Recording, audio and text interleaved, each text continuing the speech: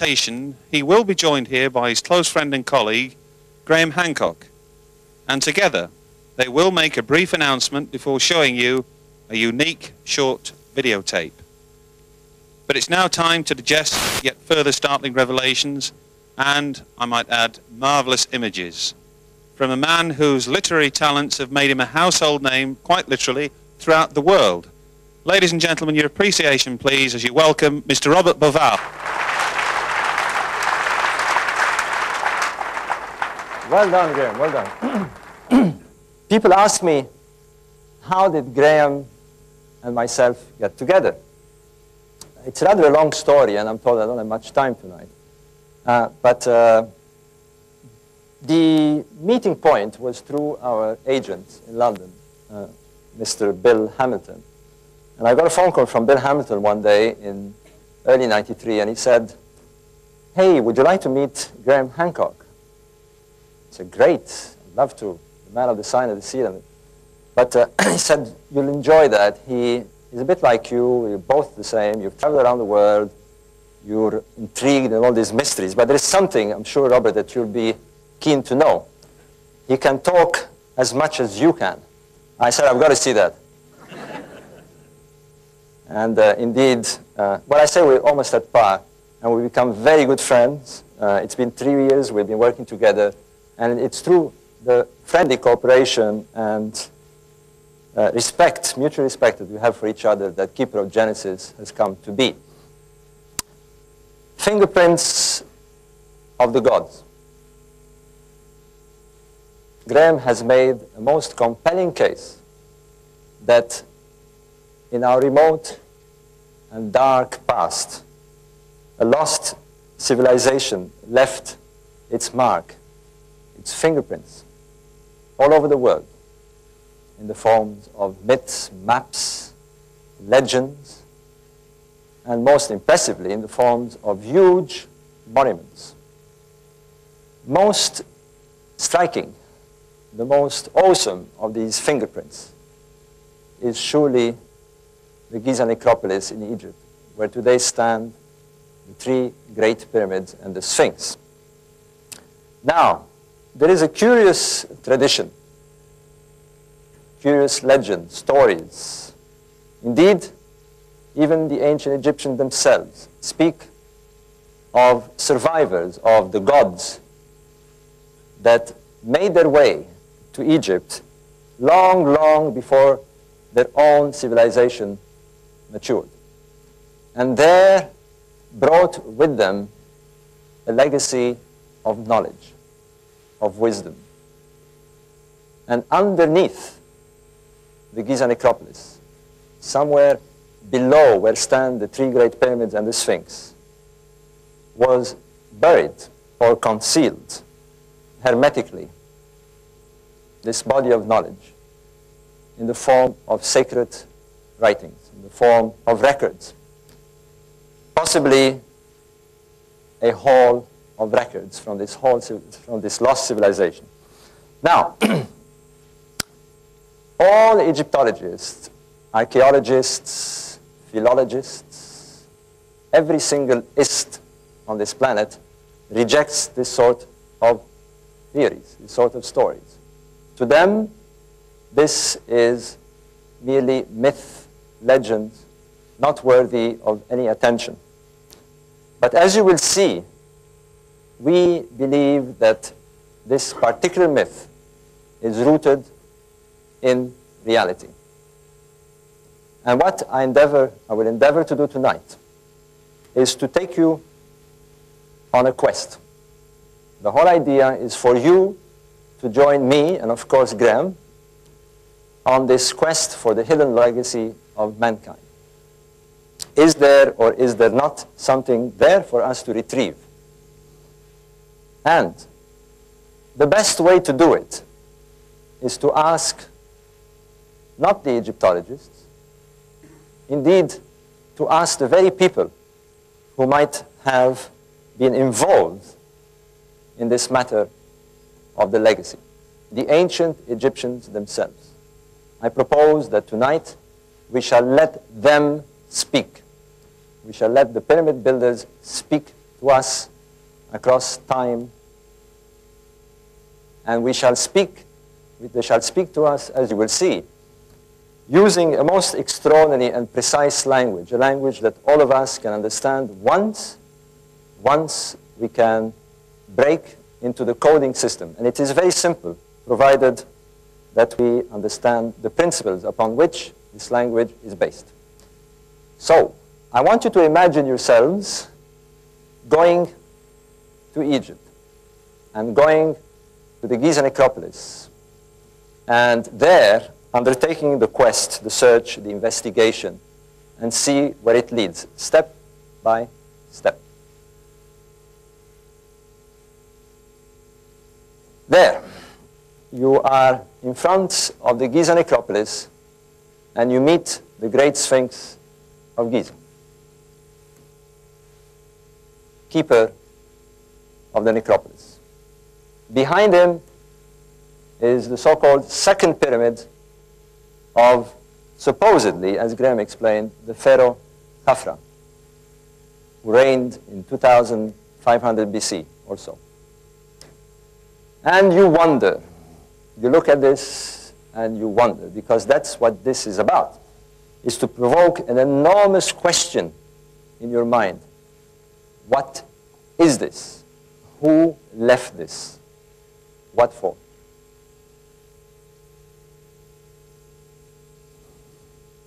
The same pyramid, illuminated these days by the sun and light show using laser light. It's about sunset.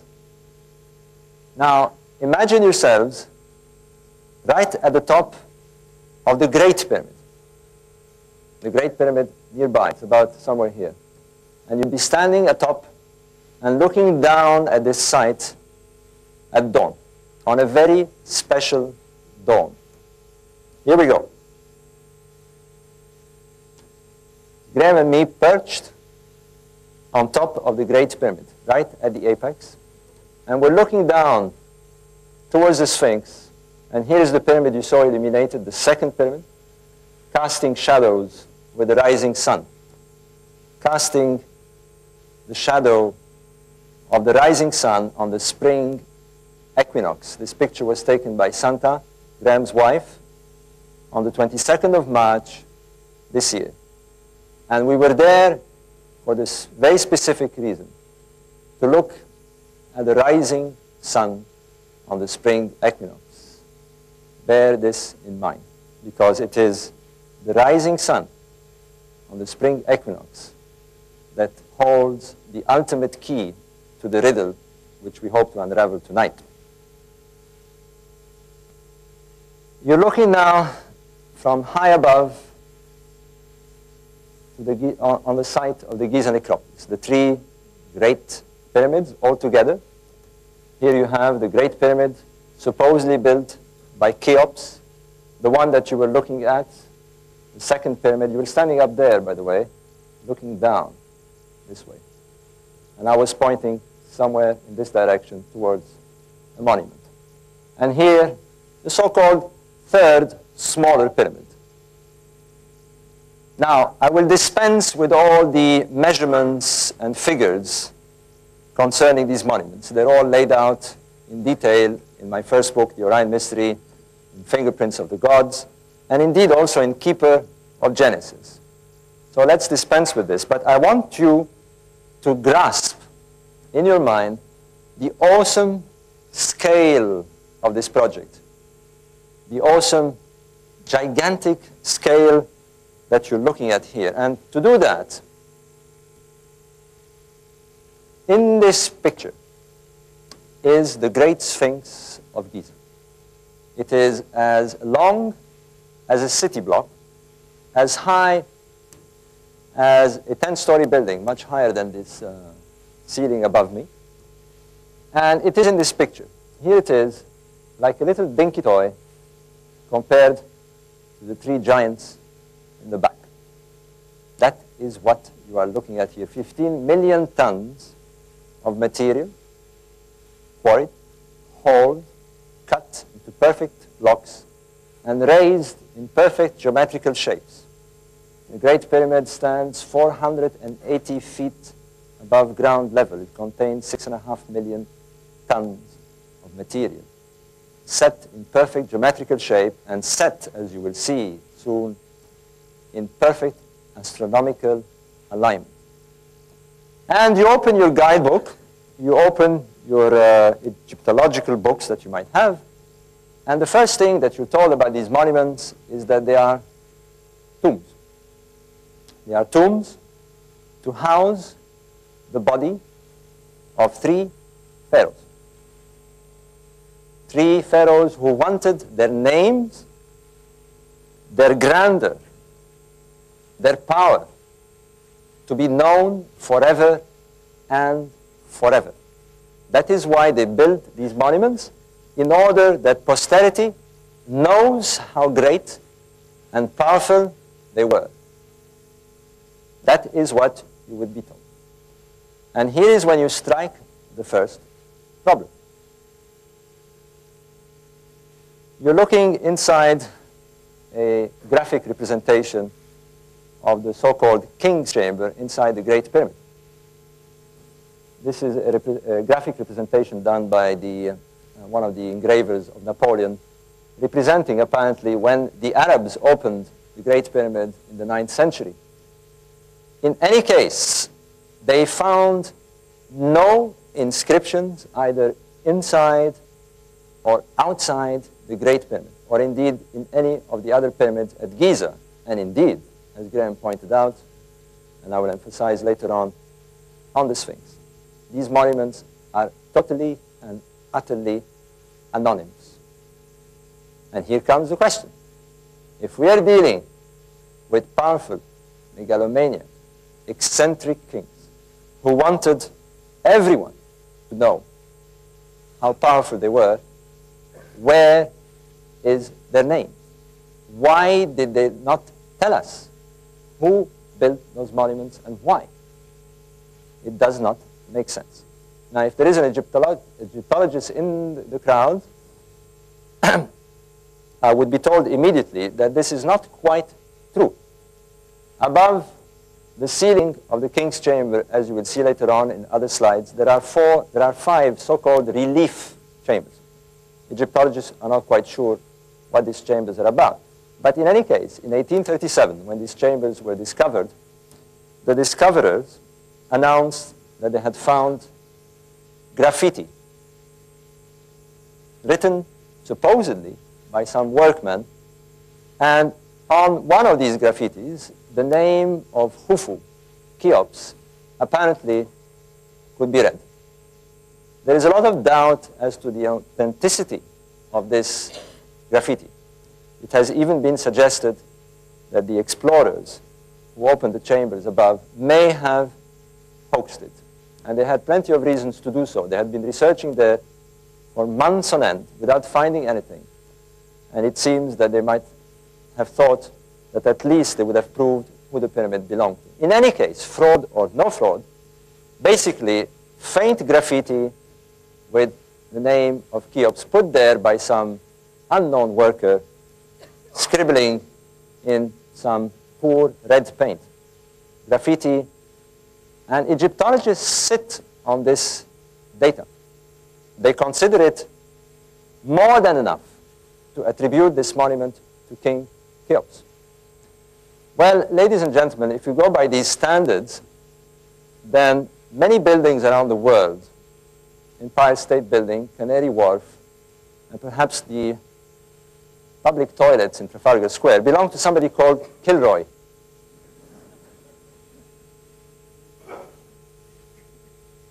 Certainly not enough evidence to allocate 6.5 million tons of archaic high-tech so easily. The next problem you come along to face is this.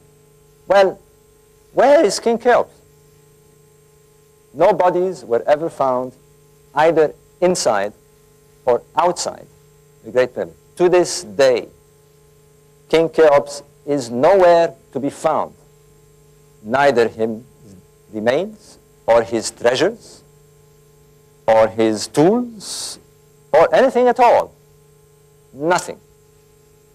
But Egyptologists again, are satisfied that they have found King Cheops.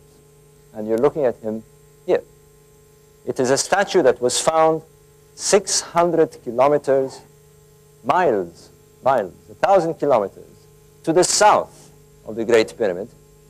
And on this statue, again, faintly inscribed what looks like the name of this king. You're looking at a rather enlarged photograph of this statue. If you look at my fingers, it is about that big. We're supposed to go home because the mystery is solved. This is it. We have found King Cheops. Here he is. He's in a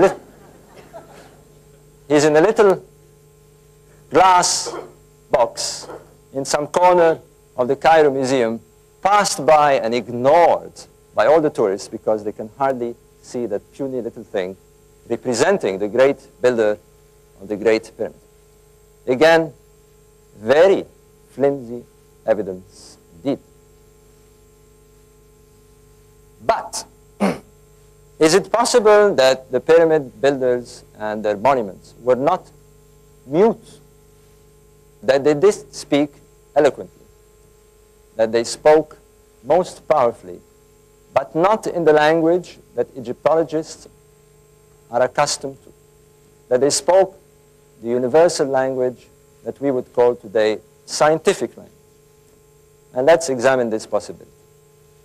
Because one thing that you will also read in Egyptological textbooks is that it is a fact. It is not a question of theory. It is a fact that the Great Pyramid is perfectly constructed in scientific manner. Let me explain what this means. You're looking at an overhead of the Great Pyramid. It is set on a square base, an area of 13 acres, a gigantic area. Apparently, you can put 22 tennis courts in that area. It's enormous. The side of that square measures 230 meters, 750 feet. Were you to walk all around the Great Pyramid, you'd be walking almost a kilometer. That is what you're confronted with. But that square is so perfectly square, so perfectly set on the ground.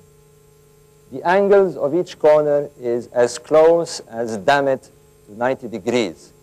And in order to achieve this then and now, we need to apply very, very careful surveying techniques. I speak, I must say, with a certain amount of experience. I'm a construction engineer, and I've set out monuments myself and buildings in very difficult conditions. And I can tell you that you need a very good surveyor with very good instruments to do this. One of the things you need to do, once you've set the rough corners of the square, is to ensure that the square is perfectly locked with the diagonal. And that is how you know that you've got on the ground a perfect square. But here is something odd with this monument. Because when they built the monument, they left an outcrop of rock measuring 7 meters high, a bit lower than the ceiling, but certainly high enough for the builders not to be able to see across the diagonals. To cut a long story short, what this means is that we're dealing with very, very good surveyors. Very good surveyors, because they achieved what we today would have difficulty in achieving in those circumstances. We've got to accept this as a matter of fact. What is also a matter of fact, and most incredibly still, is that they set this square such that each face is perfectly directed to a cardinal point, a cardinal direction. This means that this face, this is the eastern face, is directed perfectly due east, due south, due west, and due north. Here is this dark blob that you see here is the entrance of the Great Pyramid. And you will see that all the corridors, galleries, chambers, and shafts, as you would see, are directed along the north-south axis, what we call the meridian axis in astronomy, to such a precision that, again, we are astounded today. 5% of a single degree. That is Swiss watch precision. Take it from me. And therefore, we must contend with something else, because you cannot achieve this precision. Not then, not now. Unless you aim at the passage of a star along what we call the meridian axis of the sky.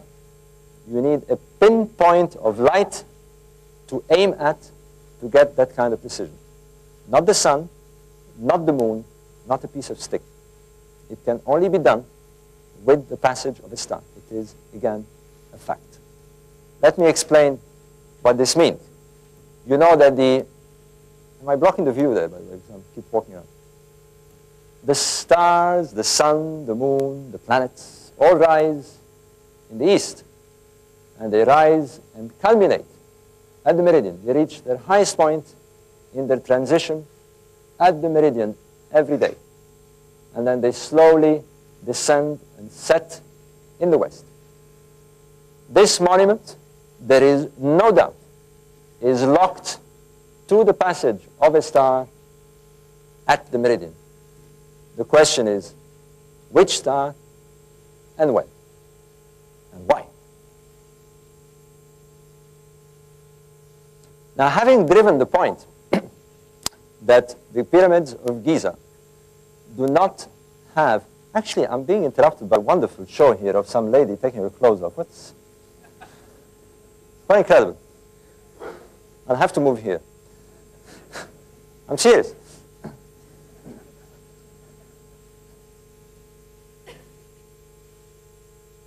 Having driven the point that the pyramid builders of Giza did not use hieroglyphic texts, but seemed to be using astronomy somehow to express themselves, not one single word, here you come to another anomaly, another problem. You're looking at pyramids of the 5th and 6th dynasty, the kings who followed immediately the Giza builders. And clearly, you're looking at shabbier, poorer, much less well-constructed pyramids. Here is one, for example, that has totally collapsed, hardly looking like a pyramid at all. Nowhere near the quality and size and precision of their predecessors. But unlike their predecessors, these pyramids are loaded with hieroglyphic texts, from floor to ceilings, hundreds and hundreds of hieroglyphic texts. Now, the question is, what do they say? This is the logic of investigation. And not surprisingly, as you look into those texts, you will find that they speak of the sky, of the stars, and particularly of a constellation, the constellation of Orion. And they identify the constellation of Orion with a deity called Osiris. And that this region of the sky where Orion is, and you will see other constellations as well, they call, or at least it's translated here by the Egyptologists who translated this, the netherworld. It's the wrong term, really. It's too hazy for me. They actually have a word for this, the ancient Egyptians. They call it the Duat. And when they mention the Duat, they mention a specific area of the sky. And at this stage, we know that it contained Orion. And therefore, now we have a cue. We have something to carry on with our investigation and see if these stars have anything to do with the star that we're trying to find linked to the Great Pyramid. Now, here is a curious passage in those pyramid texts. We have the king, identified to the deity Osiris. I will explain why in a moment. But here is the interesting thing. We have the pyramid identified to Osiris. The construction of the pyramid identified to Osiris. Now this is very interesting, because if you make the transposition between Osiris and his stellar counterpart, Orion, then what we're being told here is to look into a connection between the pyramid and the constellation of Orion. That, again, is the process of investigational logic. Now, what we seem to have here, unavoidably, is a hieroglyphic language veiling a more powerful, a more scientific language. I will coin the word astroglyphics. We have hieroglyphics veiling astroglyphics. That's what we've got. Now, let's see what this means. Let me explain what you see, because those pictures are rather small. Here is the Giza necropolis with the Sphinx and those pyramids, anonymous but containing powerful astronomical alignments to the stars, and seemingly related, or inviting us to relate them to something to do with the constellation of Orion at this stage. Whereas here we have the immediate later pyramids with chambers loaded with hieroglyphic texts. And what we should normally do, according to my logic, is that we should take this allegorical language of astronomy and put it back in its original images, in its original glyphs, if you like. They're astroglyphs, to look at the parts of the sky which they invite us to consider and try and make sense as to what they're trying to tell us, and particularly what these people were trying to do. This is the right approach. I will give you a similarity between the kind of work we do in construction and this approach, the scientific approach. I'm a construction engineer, as I've said, and I've built many projects around the world. And the way we do it is this. We get drawings given to us by an architect. And these drawings bear signs and symbols and mathematical symbols. And our job is to convert these back into the original idea, to actually build what the architect had in mind. What he doesn't want us to do is to look at these drawings and write a story about it, write a book about it. We are simply taking them in the wrong direction. And I give a little analogy as to how this kind of problems work. As children, we all played a little game, we used to call it in France the broken telephone. If I whisper a distorted message, or very faintly in the ear of this gentleman, are you awake, sir? Sitting there, and he would pass on the message by whispering down the line and so forth and so forth. By the time he gets to the last person on the row, it is all distorted. You know how this works. We used to play this at school. That's the trouble, is if you take it in the wrong direction, what he should have done, if he didn't quite understand it, is to make me repeat what I said. And this is basically what we're asking, or they're asking us. We have to get back in the right direction. Well, the problem is that this isn't at all what classical Egyptologists have done. When the coding of the hieroglyphic texts was broken in 1822, it fell into the hands of classical scholars, classical academics, most of them at the time studying cultures like ancient Greece and so forth. There was no science of Egyptology, as a matter of fact. And overnight, the science of Egyptology, we are told, was born. Being classical academics, what they did was to take these texts and translate them in classical languages and in our own modern language, in English, in French, in Italian, in German, and that is what they did. And what they've done, really, is they've taken it in the wrong direction, because it suddenly began to appear to them as some sort of bizarre mumbo-jumbo of superstitious priests writing about the skies and their pharaohs in what appeared to them totally incomprehensible means.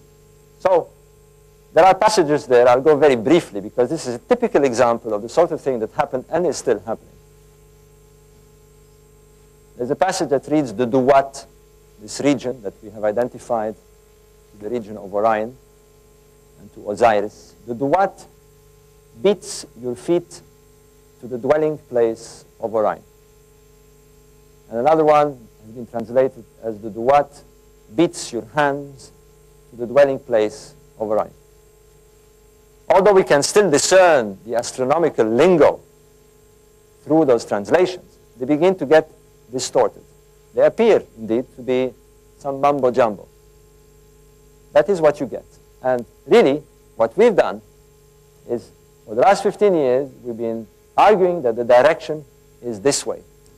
But the classical Egyptologists refuse to consider this direction, for the simple reason that they don't believe that the ancient builders were any good astronomers.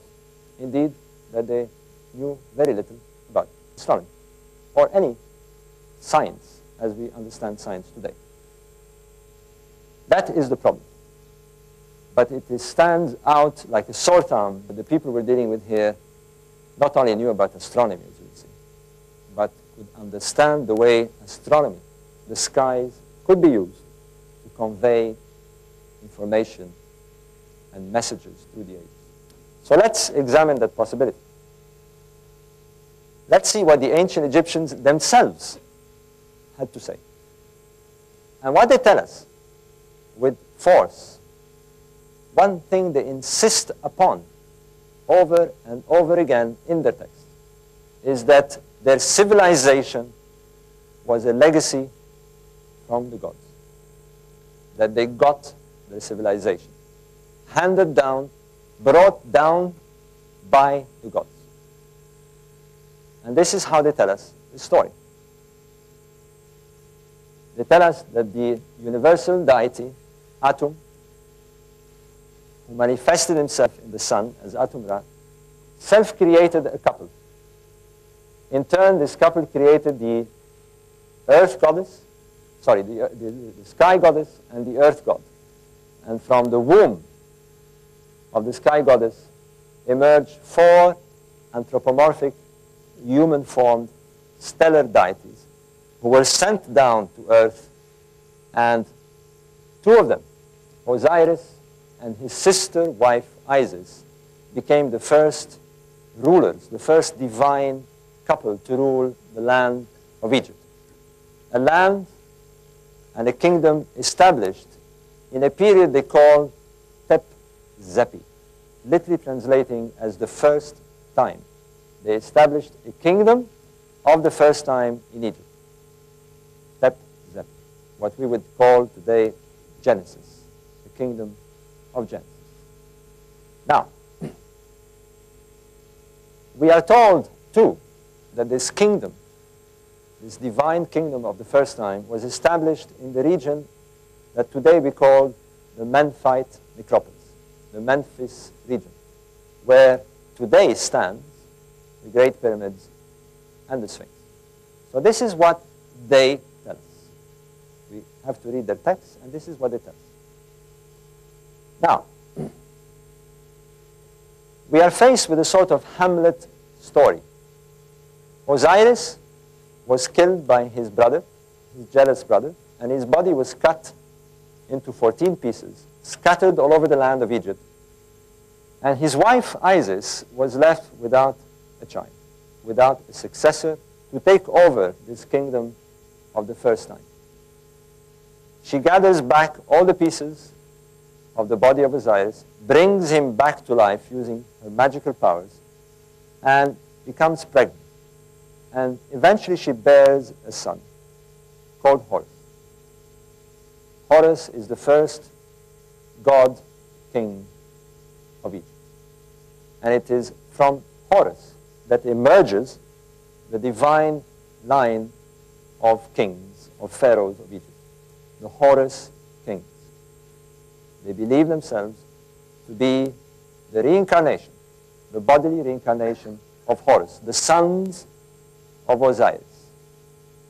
That is the myth. This is what they tell us. Meanwhile, they tell us what happened to Osiris. They tell us in no uncertain terms that he departed back to the gods, back to the sky, and established another kingdom in the sky, another kingdom of the first time. And this kingdom, they called, as I've said, the Duat, the Duats. So let's have a good look at this Duat. They are attracting our attention to a part of the sky with great significance to their myth, their genesis. Here is that part of the sky, or part of that part of the sky, and you can see the constellation of Orion. I'm having problems with my pointer. I wonder if somebody can get me another one. I'll use this one meanwhile. The constellation of Orion, with the characteristic 3 stars, the belt stars of Orion's belt. And you can see the constellation of Orion.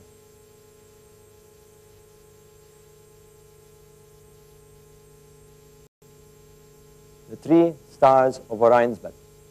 And here you see the star Sirius.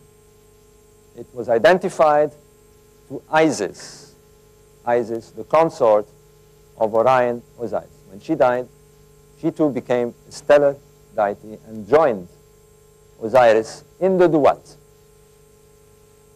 Along the banks of what they call the winding waterway, which they identified to the terrestrial night, the Milky Way. And this is the setup. The Duat encircles, as you will see, another constellation on the other side of the Milky Way. And this is the constellation of Leo.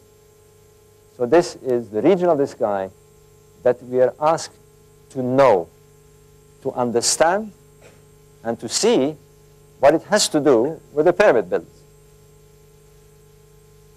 And this has nothing to do with the pyramid builders. And I'm inclined to crack the standard joke I have. I will do that because it always works.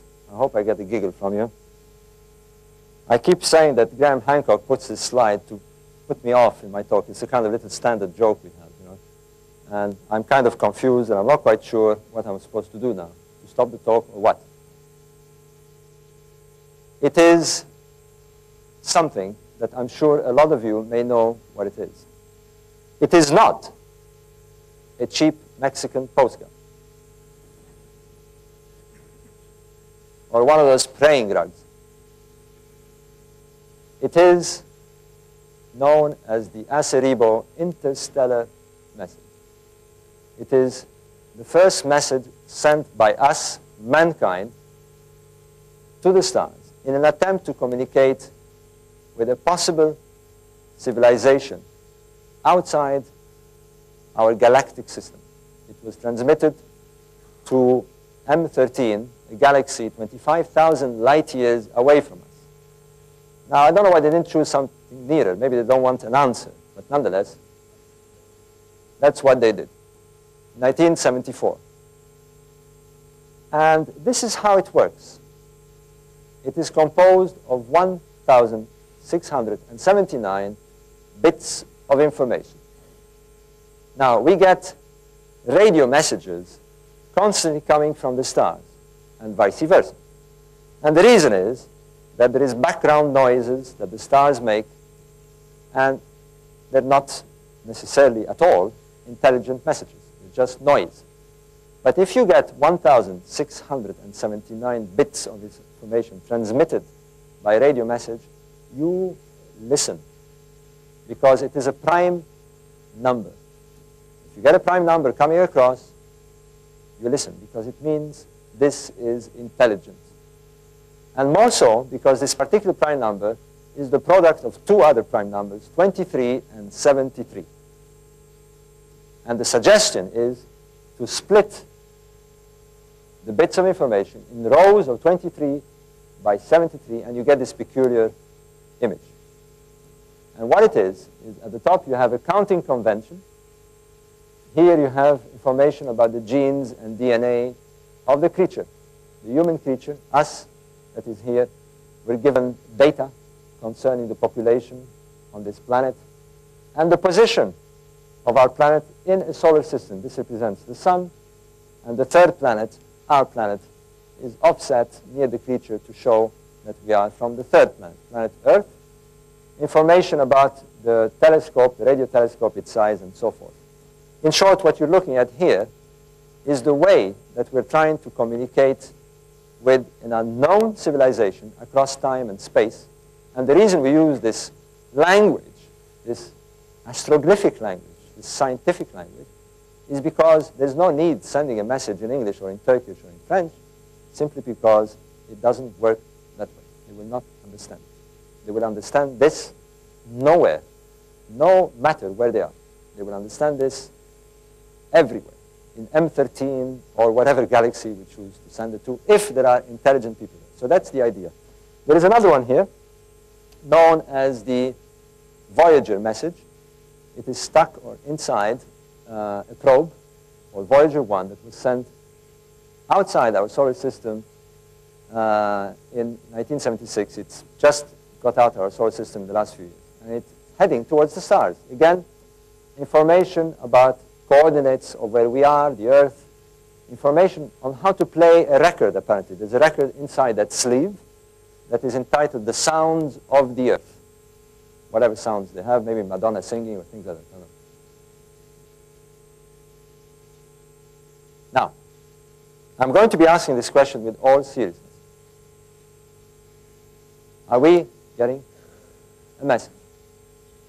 Are we getting a message from whoever built that song? I am not suggesting that we are getting an extraterrestrial message, although some have. I'm not addressing that at all. I'm suggesting with all seriousness, we are suggesting, Graham Hancock and myself, that we have all the ingredients of a clever, scientific, astrographic message. The way that we today are attempting to communicate with some distant civilization existing somewhere else. Are we getting a message across time from a lost source deep into our past? Somebody who is desperately trying to pass on a message. The ingredients are there. The question is it a message or not? Let's look at this more closely. You will recall that the emphasis of the pyramid builders was to ensure that the monuments were perfectly set along the north-south axis, the meridian axis. You're looking at the cross-section of the Great Pyramid along the north-south axis. And you would enter the monument on the north face, down a descending passageway. Here's the so-called Subterranean Chamber, up an ascending corridor, the so-called Queen's Chamber, into a grand gallery, into the so-called King's Chamber. Here, by the way, are the so-called relief chambers where these graffitis were found. And here are what Egyptologists still call today the air shafts. They haven't, whoever did this diagram hasn't even bothered to show shafts, although we know they exist. Indeed, one of them is the most mysterious shaft indeed. It has a little door at the end of it. And we'll be talking about this door and also the possible chamber under the Sphinx when I conclude my talk. The reason these shafts are not shown on this diagram is because the Egyptologists who did this diagram adhered to the so-called abandonment theory. They believed, they still believe, that the builder of the Great Pyramid abandoned the lower chamber, then moved into a higher chamber here, and then abandoned the second chamber to finally settle for the King's Chamber, or what they call the King's Chamber. You need this abandonment theory to make the tomb theory work, because you cannot have a tomb with 3 chambers, because they wouldn't have cut the body of the pharaoh in 3 parts, And therefore, Egyptologists have convinced themselves that this is what they're looking at. Builders who changed their mind in a monument of that size and scale and finally ended up with a chamber above. Well, let me tell you this. You do not abandon such work. Indeed, you do not fool around with a monument like this. When you are building a monument of 6.5 million tons of material, the architect does not fool around with it, I can tell you. These are not abandoned chambers, as you will see. Indeed, certainly, they hold the key, this chamber in particular, to one of the major riddles of this monument. So, the meridian is the emphasis of the builders. But, having obsessively set the Great Pyramid on the ground, along the north-south axis, along this meridian axis, you come to another problem. They set the other two pyramids along an angle of 45 degrees to the meridian. And they've set a third, smaller pyramid, offset from that diagonal angle. And you have to ask the question, the next point in the investigation is, why? What are they trying to do? What message is there? What glyph are we looking on the ground here? And that is what we have to answer. Well, people who attempted to break into the understanding of the stellar connections began in 1964. A major breakthrough came when two researchers, Virginia Trimble, an astronomer, and Alexander Badawi, an Egyptologist, who happily, for us, was also an architect. And they investigated the meaning of these so-called air shafts in the Great Pyramid. There are two of them heading south, you can see A and B, heading towards the south meridian, that particular area of the sky that the monument is locked to, and two others directed to the north meridian of the sky. And they had a hunch that these were not air shafts at all. Now, Badawi, being an architect who had studied every single tomb in Egypt, and who had never seen any tomb ever ventilated, any monument that was supposed to be a tomb ventilated, for the very simple reason that it doesn't make sense to ventilate a dead body. No need to ventilate a dead body. It's as if you would take what's in your fridge and put it in the garden. That's the same analogy here.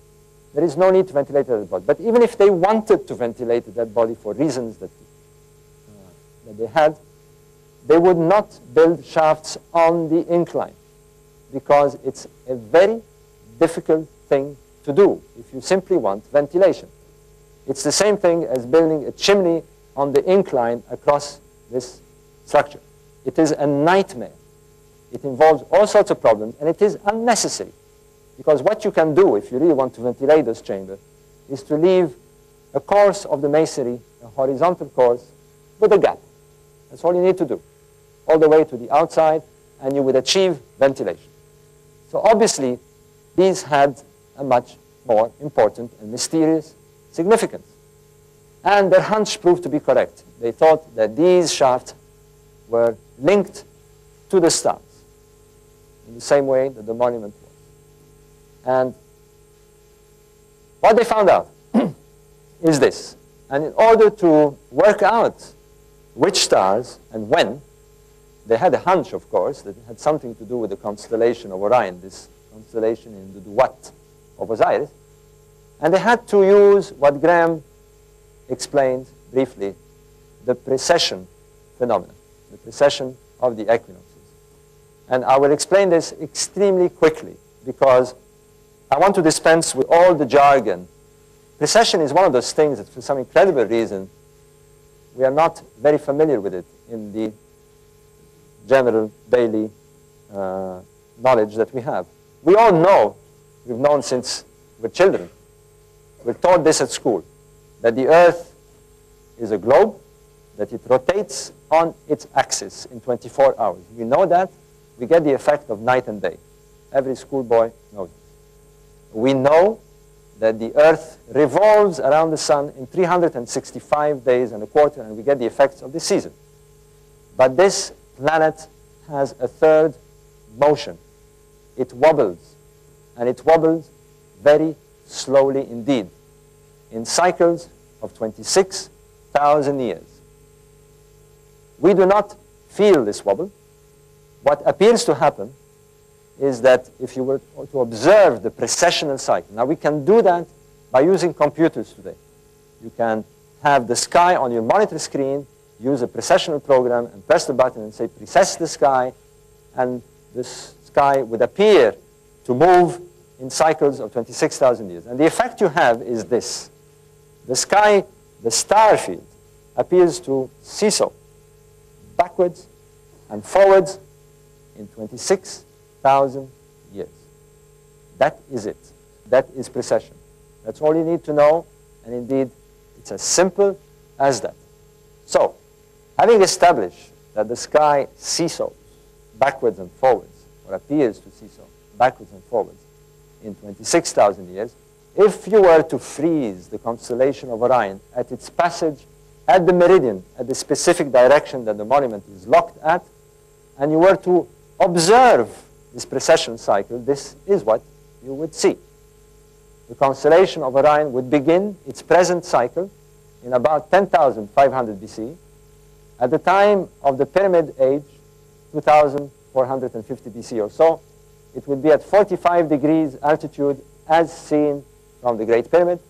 And today, roughly today, it would have reached its maximum position in that cycle. And then it would begin to go down in a couple of centuries and start another cycle. In short, up and down in cycles of 26,000 years. In this current cycle, 10,500 BC is the beginning. And what they discovered is this, that the southern shaft in the King's Chamber pointed to Orion's belt, the center of the constellation of Orion, the center of this Duat region, this Osirian land of the first time in the sky. In case you are wondering how this works physically, this is a diagram that shows it very well. Imagine yourself standing in front of the Great Pyramid, looking at the meridian, looking due south, and speeding up the precession cycle. The constellation of Orion would be here at the beginning of its current cycle in 10,500 BC, at this altitude at the Pyramid Age, and today this is where you would see it. This is what happened. And this is what they seem to have had in mind, to create a link between the Great Pyramid and that area on the ground to the heartland, the very center of this Duat Osirian region in the sky. And here we come to some interesting terminology, because they had a name for this region in the sky, this central region. They called it Ros Tau. It literally means the entrance to the afterworld. And because we're dealing with a stellar world, I will use the terminology that the BBC used when they did the documentary on the Orion mystery. They used the terminology, the gateway to the stars. Or if you prefer the Hollywood version, the Stargate. The Stargate. You will see that this Stargate is also a time gate. But let's carry on with the sequence of our logic. Now here is another odd thing. They had a name for the area where stands the three pyramids and the Sphinx, the Giza necropolis. We call this the Giza necropolis. They called it Ros Tau. They also called it the Stargate. And therefore what you have here is two stargates, one on the ground, one in the sky, linked by a shaft. That is what we have. Now, 20 years after Badawi and Virginia Trimble in 1983, I came along and I worked out the alignment of the southern shaft in the Queen's Chamber, the so-called abandoned chamber with its abandoned shafts. And I worked out the alignment, and not surprisingly, I found out that it pointed to the star Sirius, the star of Isis, the companion of Osiris Orion. And therefore, it was obvious that the pyramids were not mute at all. They were expressing themselves in very powerful stellar language, in these astroglyphic means. And they were directing our attention to the specific stars in the sky. And that is what they want us to do. They went to a lot of trouble to do that. And we should follow the cue. They tell me that the human mind works like a hologram. That you have a left brain and a right brain, and somewhere in the middle is an interface, and you get those bright ideas in the morning, like who's supposed to do the dishes tonight, and things like that. I'm not sure how it works. I don't sense a left brain and a right brain, but I know that something of the sort happened in my mind in 1983, because I began to look at that Duat region, that sky region, with the Milky Way, the Celestial Nile, and so forth, and I was thinking pyramids. I began to think in a sort of dualistic form, like those people who wrote the texts. As above, so below type of thinking. And when I isolated all the pyramids of the 4th dynasty, here are those Rostau pyramids, those Giza pyramids, those gateway pyramids, I began to see that there was quite a striking similarity with the Milky Way and the Nile and the layout of the pyramids. And the next thing that was obvious to do was to have a damn good look at this Rostau in the sky, those 3 stars of the belt of Orion. And here is a picture taken by the Lowell Observatory. And as I drew a line across the 2 stars of equal magnitude, or equal size, apparently, I noticed that the 3rd, smaller star was offset to the left or to the east. And I quickly realized that what you had was a correlation. That the monuments on the ground, the Rostau on the ground, was in correlation with its counterpart in the sky. Now, there was a problem, and this is it. This is what they must have had in mind, to correlate those 3 holographic stars, architectural stars, call them what you like, with these 3 stars in the sky. The land, the heartland, the Rostau of the Duat, with those 3 pyramids representing the Rostau, the gateway on the ground. Now, this is what they must have had in mind. But there is a problem. And here it is. If you were to observe the passage of the 3 stars of Orion's belt, the Rostau stars, at the meridian in 2500 BC, although the images are the same, the picture of the stars appears to be tilted far too much at an angle of 75 degrees to the meridian, not matching what you have on the ground. This is a bit dark because of the light.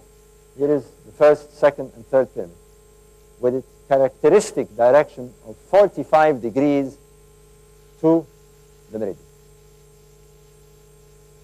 The stars appear to be in the wrong place at that date. The wrong place. Well, perhaps the question should be formulated in a different way. Maybe the stars are not in the wrong place, but at the wrong time. And the word time, like these holographic thoughts, began to float in my mind. Time, time, time, time, time. And when I met Graham Hancock, we tossed these ideas backwards and forwards. And suddenly we said, wait a minute.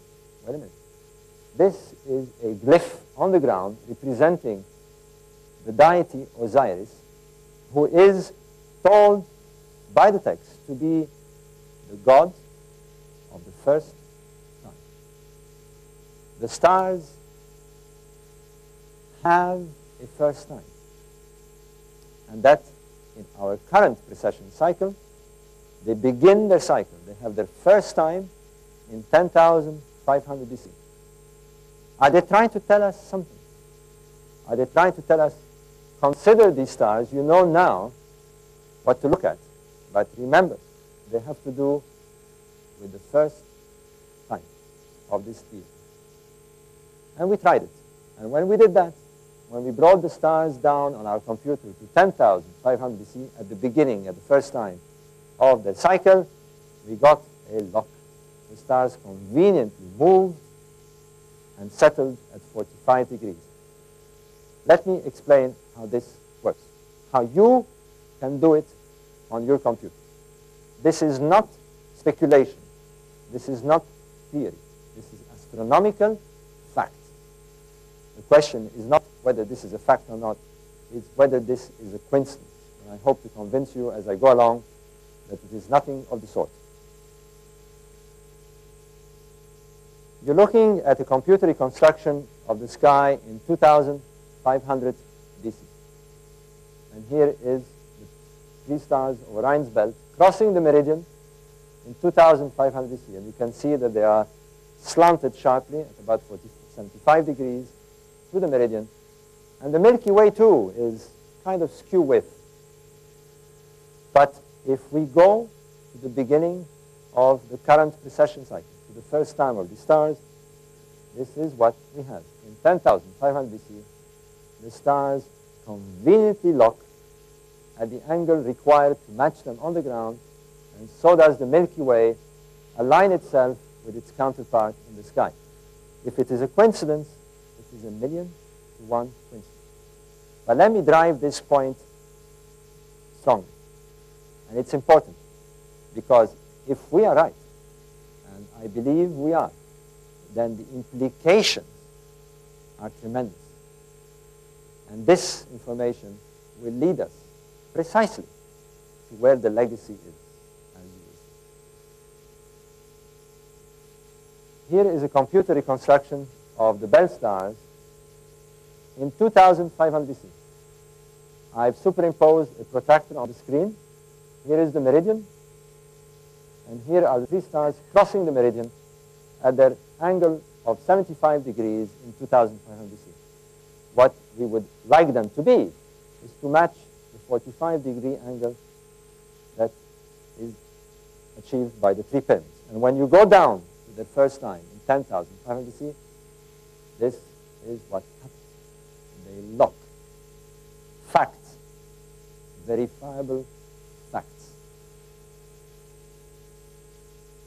What they're telling us is that the land where these pyramids stand, this glyph of Osiris, the glyph of Osiris, the god of the first time, is done on the ground in a manner that represents the stars as they were seen in the first time. That is the message. This is the land of the first time, or if you prefer, the land of Genesis. Let's check this out. The first indication that we weren't looking at a coincidence was this. Although they called the necropolis Rostau, they had another name for it. They called it the horizon. It's as if they imagined the three pyramids with the Sphinx, as you shall see also within that area, encompassed by an artificial horizon on the ground. And it's divided into two parts. We've said that the eastern horizon is where the stars rise, and curiously here on the western side of this artificial horizon, at 27 degrees from the center of the horizon, at a bearing of 27 degrees, are three little pyramids on the edge of the artificial horizon. It's inviting us to consider the setting of certain stars. These three pyramids look like a reduced scale model of the other three, but not at an angle of 45 degrees to the meridian, but at a right angle, east-west. The stars set in the west. If we look at the three stars of Orion's belt setting in the west in 10,500 BC, we again get a lock. Here they are at a bearing of 27 degrees from the center of the artificial horizon. In fact, what we've got is a reproduction of the artificial horizon mimicking what is on the real horizon. Again, a lock. But there is something else that is extremely important about those stars and that day. And this is it. when the stars of Orion's belt, when this gateway, this stargate, strikes the meridian in 10,500 BC, when they strike to match the pattern on the ground of their counterparts, they do so at a very specific time, and that it only occurs, and only occurs, I emphasize, in 10,500 BC. They strike the meridian when the sun is rising due east on the day of the spring equinox. Remember Graham and me standing atop of the pyramid, looking down and pointing somewhere on the day of the spring equinox. Because what we're pointing at is this. And let me explain before what has happened, before you see this thing that we're trying to see in the sky. We have, in a sense, traveled through a stargate. Our mind now has gone through a time gate. We have gone down to the skies of 10,500 BC. We are now in the skies of 10,500 BC. And we have followed the clues. Consider this constellation. Think of it in terms of its first time. We go and we get a lock. Now consider that this happens and only happens in 10,500 BC when the sun is rising on the spring equinox. They're drawing our attention to the rising sun on the spring equinox. There's something important there in the sky that they desperately want us to know about. If we are intelligent, if we can get the prime number transmitted, that's what we're doing. And what is there? What we're pointing at is the Sphinx.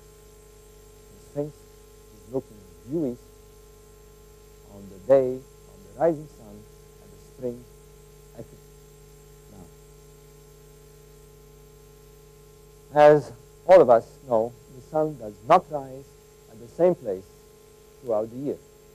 On the day of the summer solstice, it rises here, and if you were at Giza, it will be 28 degrees to the left of due east. It will be rising here. Go 6 months later to the winter solstice, and it will be rising here 28 degrees to the right of due east. And on the equinox, it rises due east. The Sphinx is gazing due east on the day of the spring equinox. In fact, this picture was taken on the day of the spring equinox this year. So the Sphinx is, without question, an equinoctial marker. And in this case, the clue is an equinoctial marker of the spring. We are asked to consider and to see in the sky what the Sphinx is looking at on that spring equinox in 10,500 BC. What can there be for us to be so interested and for them to have gone through all this trouble to convey the message? I will dispense with the identification of the Sphinx. Graham has so eloquently described the argument. There is no question about the Sphinx being an image of Khafra. It is not Khafra. It is a fact. This is established. We have gone through the textual argument, the inventory stela, as Graham Hancock has described, which Egyptologists dispense as some sort of fiction. Whereas, as you were told, they much rely on the famous syllable, Kaf. I hope you've covered this, Graham. I was away. Have you? Thank you. We've done that. Now, let's look at this stela carefully. Graham has shown you the famous syllable with the ray. And what it tells us, that's what this stela is telling us, is that the statue was not built for Khafra or anybody else. It was built for Atum Har-Mati. Now we have encountered Atum as the creator God, the God of Genesis, the God of the first time. Who is Har-Mati? Well, we have to contend here with a Grecian rendition of an Egyptian, ancient Egyptian term. It actually means Horem Achet, translating as Horus in the horizon. You remember that they called the necropolis the horizon, and they see the Sphinx as Horus of the horizon. That's what they're telling us. They're telling us something else. They're telling us that this Horus of the horizon, in the horizon of Giza, is marking the splendid place of the beginning of time. Here is a typical confusion, this broken telephone, this message being transmitted through translation, a little bit distorted, because you will see that what the translator should have done, actually, luckily, put a little annotation to tell us what is the real translation. Is that the beginning of time, the splendid place of the beginning of time, is literally the first time. That exactly, which we have dated in 10,500 BC with our own calendrical system, using the stars of Orion's belt.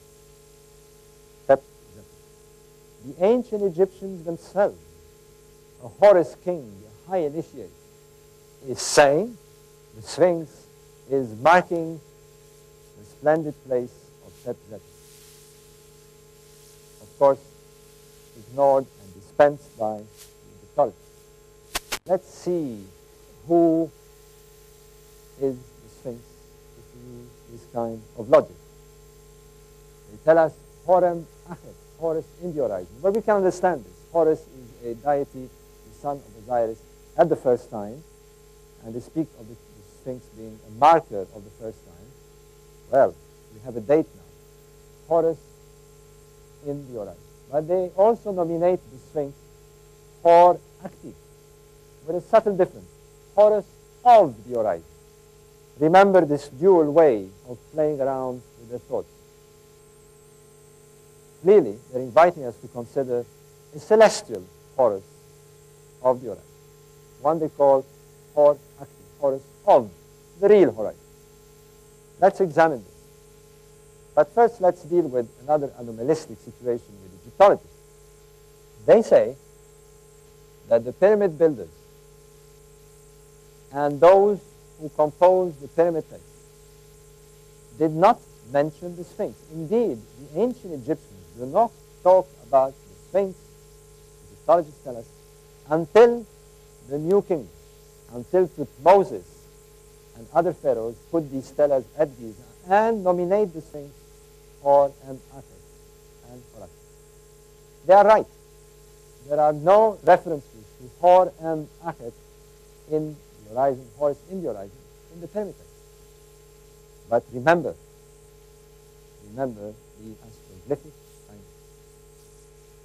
Now, this is like saying that if you were to examine the four Gospels, there wouldn't be a reference of Jesus. This was the greatest monument they built then, and surely they would have referred to it. Well, they did. They did so, because the pyramid text contained hundreds and hundreds of references to Horacti, Horus of the horizon, the astronomical, the stellar twin of whoever Horus in the horizon is supposed to represent. Now, let's look at this very carefully. The Horus king undergoes a journey, we are told in the pyramid. The Horus king is the living son of Osiris, and before he will depart and join Osiris in the sky, he represents the life force on the ground. He represents the sun. There is no question about it. And in his journey, he is asked to identify himself to the sun and undertake a journey on the land and in the sky simultaneously, intellectually projecting himself as the sun disk in the sky. And the final moment, the culmination moment, the apotheosis of his journey is this. They tell him to position himself 70 days before the sunrise on the day of the summer solstice.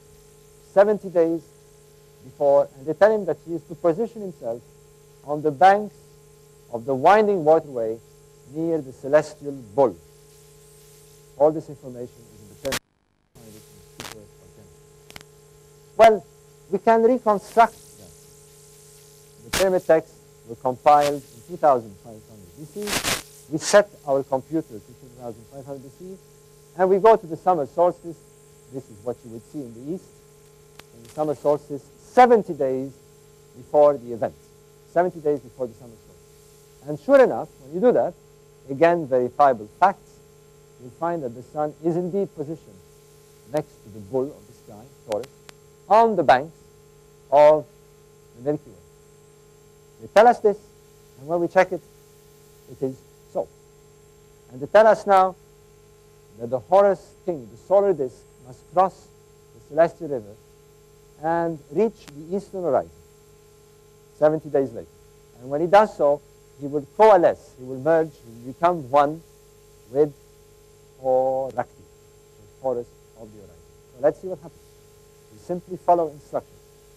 And when we do that, this is what happens 70 days later. The sun is in the pole of the constellation of Leo. He is merged, he is entering Horakti, Horus of the horizon. And if Horakti is Leo, Horakti is Horem Achet, and if Horem Achet is the Sphinx, then Leo is the counterpart of the Sphinx. He is his celestial twin. It is a fact. Now, there is a problem with this situation. We're looking at the summer solstice of 2500 BC, and it occurs, as we have said, 28 degrees to the right of due east. Remember, the Sphinx looked due east. Now, we know for sure that the ancient Egyptians were extremely clever astronomers. We have shown this. We know for sure that they were capable of aligning monuments to incredible precision, 5% of a single degree on a monument that's 6.5 million tons in weight. They have proved their ability to align monuments to the solstices. One example is this.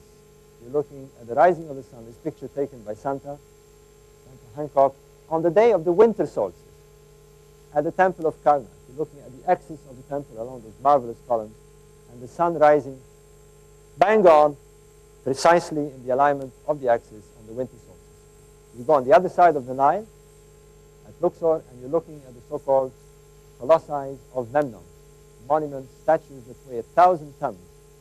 Very, very difficult to move. And they were aligned perfectly, again, to the rising sun. They gaze at the rising sun at the winter solstice. They knew how to do it, and they knew how to do it with precision, and with big monuments. There's no question about it. So, why did they make that radical faux pas? This error. Why does Horus in the horizon, the Sphinx, is he gazing due east and not at his celestial counterpart, Horus of the horizon?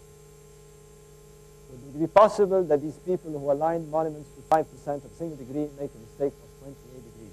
Why is Horus of the horizon in the wrong place? Again, are we asking the question in the wrong way? Is it possible that Horus of the horizon, that Leo is not in the wrong place, at the wrong time? Is there a time when he would align perfectly with his counterparts on the ground? In this way. Well, there is. And for that, we must consider another mechanistic event happening in the sky with the precession of the equinox. We've seen how the precession of the equinox causes Orion's belt to seesaw up and down. Well, what we have also is an effect influencing the position of the sun at the spring equinox, the station of the sun at the spring equinox along what we call the zodiacal belt, or the ecliptic belt. You're only seeing half of it here. There is 12 constellations across which the sun appears to travel in its annual course. But because of the precession of the equinoxes, the position where the sun is during the spring equinox. Now, for example, in the Pyramid Age, it would be about here, near the constellation of Taurus. But because of precession, the constellations appear to move like a carousel, so that the point of the spring equinox changes with the background constellation. Let me explain this in visual terms. If you were to stand in front of the Sphinx today, in his pose, looking due east at the spring equinox today, this is what you would see. The sun rising due east on the spring equinox. And the background stars are Pisces and Aquarius. This is the position, the point of the spring equinox. Soon, the constellation of Aquarius will appear to shift, so it occupies the background behind the sun. This is why we say that the age of Aquarius is soon to come. At the time of Jesus, it was the constellation of Pisces that had been behind here. This is why the Christians use the iconography of the Christians. It was the beginning of the astrological age of Pisces. With the Egyptians, they knew this very well, because here you see the sunrise at the spring equinox in 1400 BC, the time of Tutankhamun, in the constellation of Aries, the ram. And we know that the iconography of the ancient Egyptians at that time was intensely to do with rams. The alleyways at Karnak and at Luxor are ram monuments. And here is the constellation of Taurus. In 2500 BC, that constellation would have been behind the sun. In 2500 BC, the age that the Sphinx is supposed to have been built according to Egyptology. And at that age, the age of the bull, the Egyptians knew that this was the age of the bull, because they started the so-called Apis cult of the bull, the cult of the Apis bull. We know that the ancient Greeks also did that in the time of the Chronos civilization. They knew that this was the age of the bull. They would have built an equinoctial marker to match the age. They did not. They did not build a gigantic bull. They built a gigantic lion as an equinoctial marker. This is what they had in mind. A marker to mark a certain age. What is that age? Well,